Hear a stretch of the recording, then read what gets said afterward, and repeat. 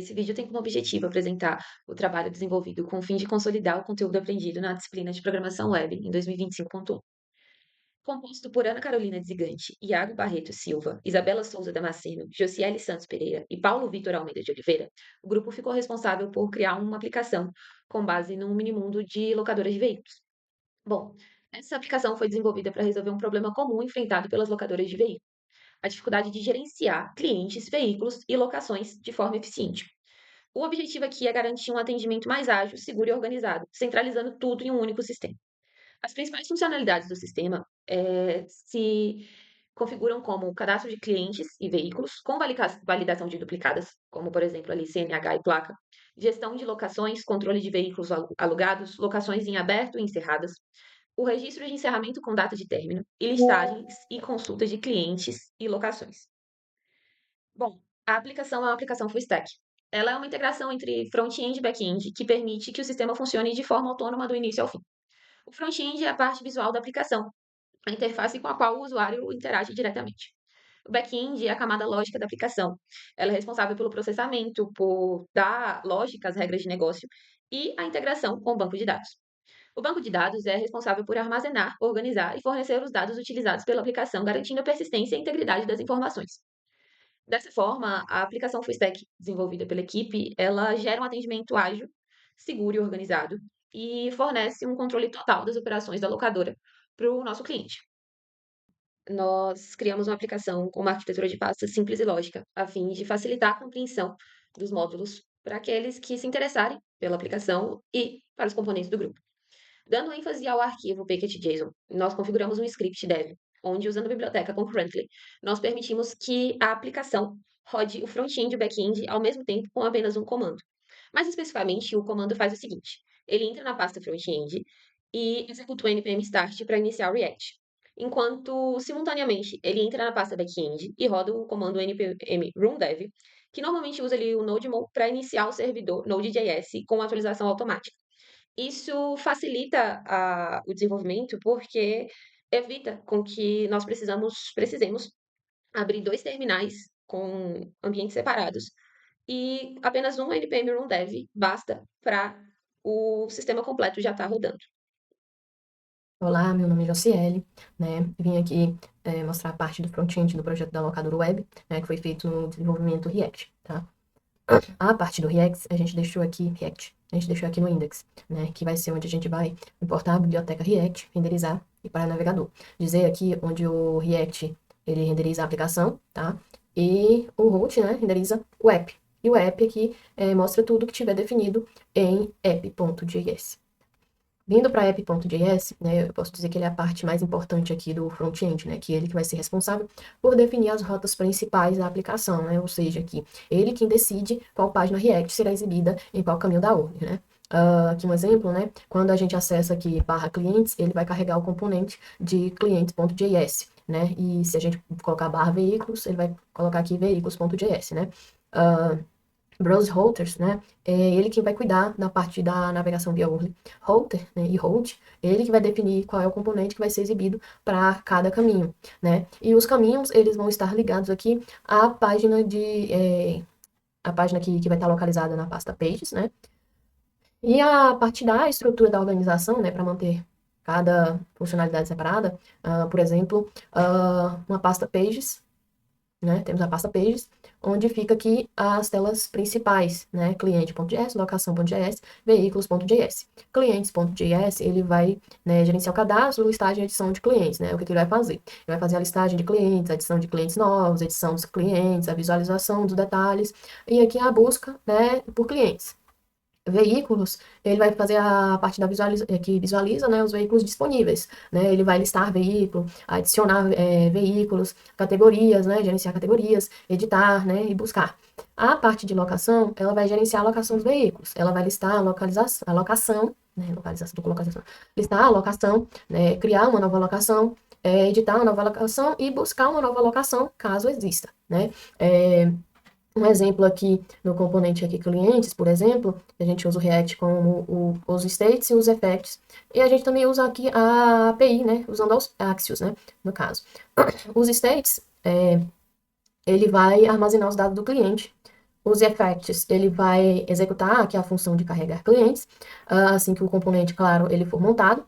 Axios.get, ele vai fazer a realização aí da busca, da requisição para o back-end, buscar os dados, né, no caso aqui do cliente, e vai ser retornado, né, aqui em response data, vai ser exibido uma pequena lista simples, né.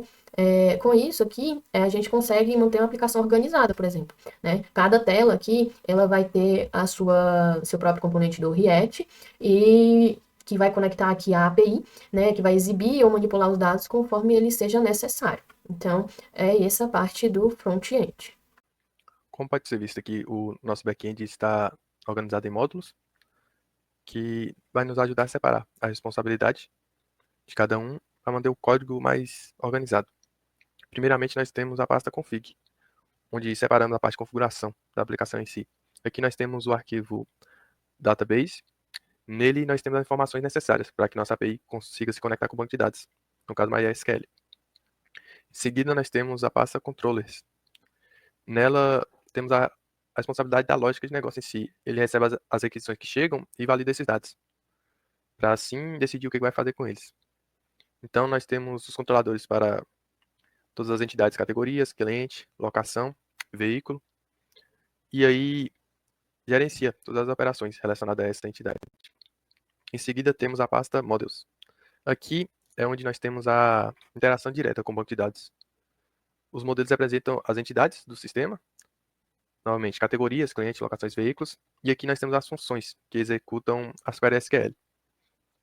Ele é aqui que é responsável por realizar as operações de ler, atualizar, deletar os dados do banco de dados. Em seguida, nós temos também a pasta de rotas.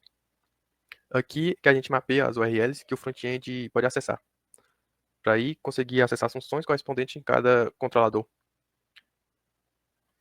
E por último, nós temos o arquivo app, que é o principal arquivo, no caso. Nele, nós primeiramente importamos o Express, que é o framework web que a gente está usando. Nele, configuramos o middleware como cores, que é para permitir que a gente se comunique com o front-end, e que é definido para a gente ter, para que a API entenda os dados em JSON. E aí, pode ser notado que aqui nós montamos os roteadores, que foram definidos lá na pasta routes, que aqui nós temos todas as rotas. E, por fim, aqui nós temos onde iniciamos o servidor, no caso, na porta 3001. E aqui, como é que funciona?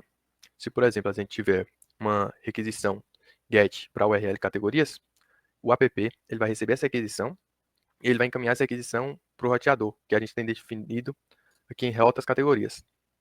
Aqui o roteador vai identificar que é uma requisição GET e ela deve ser tratada pela função listar, aqui do controlador categorias. O controlador categorias, nessa função listar, ela chama o método buscar todos. Que aí nesse método, nesse modelo, a gente pode ver aqui, ele espera a resposta do banco de dados. Se algo der errado, ele captura o erro e envia a resposta de erro para o cliente, mas se tiver tudo ok, ele envia a lista de categorias no formato JSON e com status 200. Esse modelo, o modelo categorias, nesse método buscar todos, é o que ele realmente executa a query SQL. Então é ele que faz essa consulta no banco de dados, onde os dados são retornados para o controlador, e aí do controlador é enviada uma resposta JSON para o front-end. Esse é um exemplo de como funciona uma parte do back-end. Então é dessa forma que está estruturado o nosso back-end. Olá, eu sou Paulo Victor e agora eu vou falar um pouco sobre o banco de dados do nosso projeto. Bom, na descrição do nosso projeto, né, a gente tem um mini mundo e nesse mini mundo a gente já pode ver que no banco de dados a gente vai ter a tabela cliente, a tabela veículos, a tabela categoria, onde cada um vai ter seus atributos. O cliente vai ter nome, número de habilitação, endereço, data de nascimento. O veículo vai ter placa, chassi, marca, modelo, ano, cor e categoria. Ele vai referenciar a categoria, porque a categoria vai ser uma tabela separada, onde vai ter descrição, preço por dia de locação e características. Bom, aí o nosso modelo conceitual, a gente consegue ver que a habilitação vai ser uma chave primária de cliente Chassi, a gente optou por ser a chave primária de veículo, mas também podia ser placa. E também a categoria, a gente tem a chave primária que vai ser o ID categoria. E dessa relação entre essas tabelas, a gente tem a relação de cliente com veículo, onde cliente pode ter nenhum ou vários veículos, como locação, e veículo pode ser alocado nenhum ou mais clientes. E na relação de veículo com categoria, a gente tem que veículo pertence só a uma única categoria, e categoria pertence a nenhum ou muitos veículos. Também nessa relação de cliente com veículo, que é uma locação, né, essa relação, a gente vai precisar da situação, que é em aberto ou encerrado, a data de início e a data final. E também o código de locação para facilitar achar essa locação. Disso, no esquema lógico, no modelo lógico, a gente vai ter 4 tabelas. Locação vai transformar em uma tabela onde habilitação e chassi vão ser chaves estrangeiras, referenciando cliente e veículo. E também, no veículo, ele vai ter a chave estrangeira, que vai ser de categoria, referenciando de qual categoria ele pertence, né? Com preço, aonde vai facilitar, onde a gente vai poder fazer a receita total por veículo e também a receita total por categoria. E agora a gente vai ver o Create. A gente optou por usar o MySQL no Workbench. Então a gente criou nossa base de dados, né, locador web. Aí, primeiramente a gente cria o cliente, porque o cliente não precisa não tem nenhuma chave estrangeira. E cria categoria, que também não precisa de nenhuma chave estrangeira. Aí veículo já vai precisar de categoria, então a gente vai ter a chave estrangeira que referencia a categoria em veículo, e locação que vai ter a chave estrangeira de cliente e de veículos. No nosso insert, a gente também começou por categoria, com 4 categorias: econômica, intermediário, SUV e luxo. Depois a gente tem cliente, 4 clientes. Depois temos 5 veículos, 2 na categoria econômica, referenciando aqui a categoria no final. E locação, onde vai ser 2 com data de término null e 2 encerradas. Quando aqui vai ter a habilitação do cliente e vamos ter o chassi do veículo que está sendo referenciado. Eu sou Isabela Damasceno e vou dar continuidade aqui com o vídeo, né, da nossa aplicação, a aplicação da minha equipe com o minimundo de locadora de veículos. Bom, aqui eu tô com o script do package.json, que é o script que tem os comandos pra gente colocar a aplicação em execução. Eu já estou na pasta do back e vou dar um npm start pra gente colocar em execução o back-end da nossa aplicação. A conexão com o banco de dados foi estabelecida e vou fazer o mesmo com o front. npm start. Ele vai nos direcionar pro navegador com a aplicação.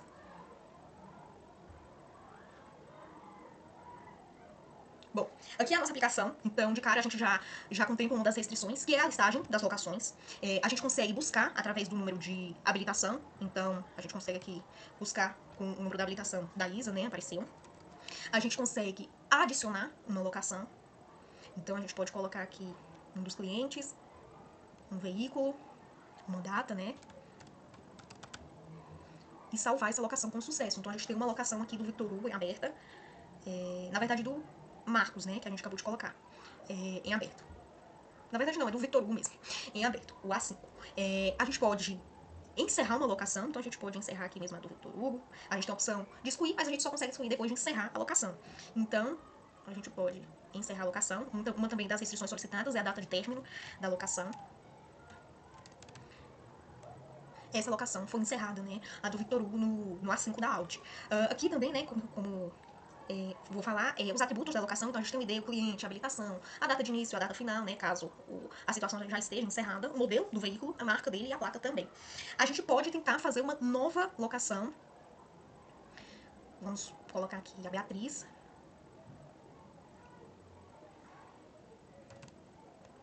Não foi possível fazer a locação da Beatriz. Isso também foi uma restrição solicitada, né, no nosso minimundo, porque o veículo que ela escolheu já está em locação. Então a gente não vai conseguir fazer essa locação por conta do veículo já estar locado, né, uma locação de situação aberta. Então se a gente voltar lá, a gente vai ver que o Renegade ele já está locado por Marcos Paulo. Bom, falando sobre o módulo de veículos, a gente também consegue buscar, né?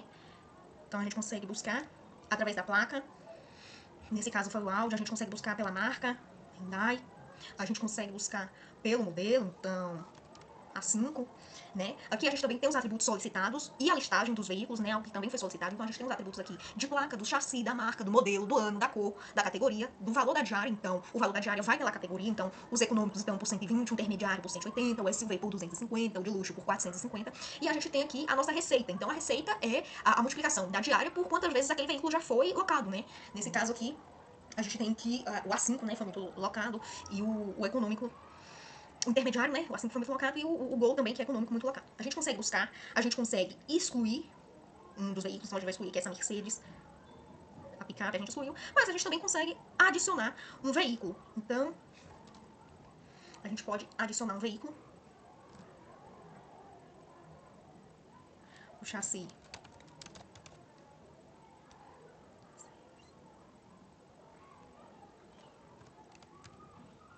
A marca a gente pode colocar aí BYD, o ano 2020, né? O modelo CAP, a cor pode ser azul, a categoria pode ser um intermediário e a gente vai salvar. Não foi possível, por conta que essa placa já foi cadastrada por um outro veículo, né? Então, não vai ser possível a gente fazer, adicionar esse veículo com essa placa, porque essa placa HKD, ela é a placa do Audi. Então, a gente pode adicionar aqui com uma outra placa, né? Então, a gente vai colocando aqui o chassi novamente.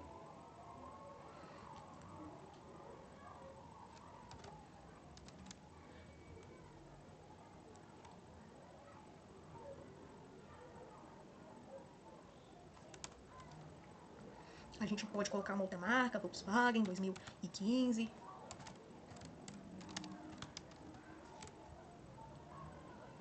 Modelo um sedã, a cor a gente pode pôr branco e uma categoria, né, das listadas que a gente tem aqui. Vamos pôr um SUV. E aqui o chassi deve ter 17 caracteres, então a gente vai verificar 3, 6.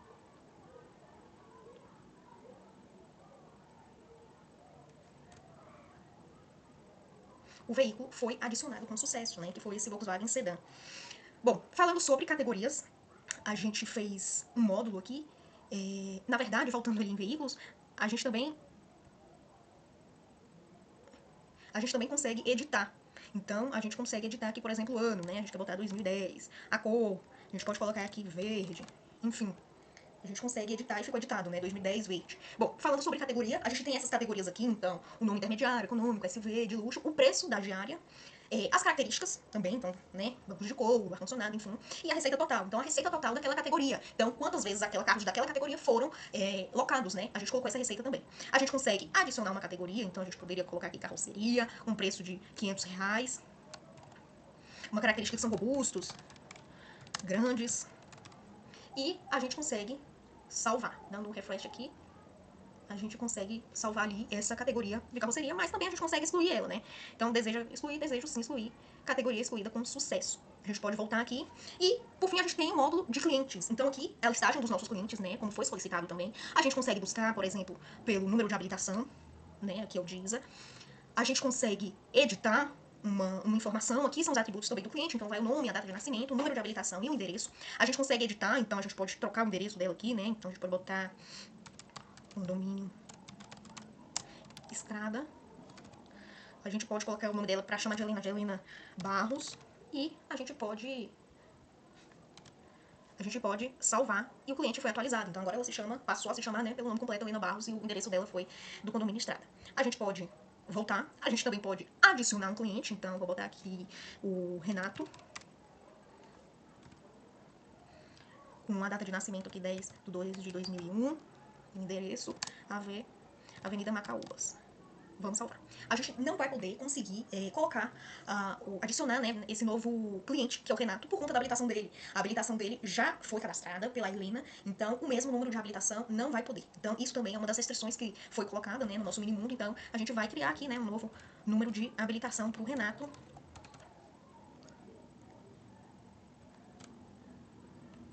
E o Renato foi salvo aqui nos nossos clientes. Bom, a gente também consegue, né, uma locação encerrada a gente consegue excluir, então a gente pode excluir essa aqui do Victor Hugo, né, pode ser excluída também. E, bom, acredito, né, que pelas funcionalidades do nosso sistema seja isso. A gente fica muito feliz em realizar esse trabalho, foi assim, muito gratificante. Eu venho, em nome de toda a equipe, agradecer a oportunidade, que agregou muito, né, na nossa experiência aqui no curso, na disciplina de programação web. Então, venho encarecidamente agradecer e dizer que essa aplicação foi full stack também, né, por conta que a gente fez o banco com MySQL, o front com React e o back com Node.js, mais o Express. Então, assim, foi de bastante aprendizado, a equipe como um todo, né, eu venho aqui agradecer. E muito obrigada, professor. Até uma próxima.